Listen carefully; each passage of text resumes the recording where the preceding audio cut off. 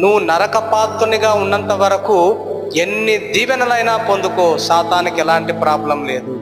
నరకము నుండి తప్పించే ఒక సందేశం ఉంది చూడండి, ఆ సందేశము మీకు అర్థం కాకుండా సాతాను ఎన్ని ప్రయత్నాలైనా, ఎన్ని ప్రణాళికలైనా, ఎంత సమయమైనా, ఎన్ని రోజులైనా, ఎన్ని సంవత్సరాలైనా వాడు వెయిట్ చేస్తూనే ఉంటాడు. అది నమ్మకుండా, రక్షణ సువార్త నమ్మకుండా ఎంతగానైనా ఓపికతో నిన్ను నరకానికి తీసుకొని పోవటానికి ఇష్టపడతాడు.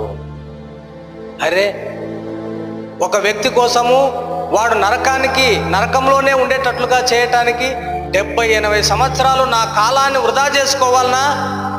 70 సంవత్సరాలు వాడు నరకంలో ఉండేటట్టుగా నేను ప్రణాళికలు వేసుకుంటూ ఉండాలనా ఈ పాపుల కొరకు అని అనకడు సాతానుడు. ఎన్ని సంవత్సరాలైనా వెయిట్ చేస్తాడు.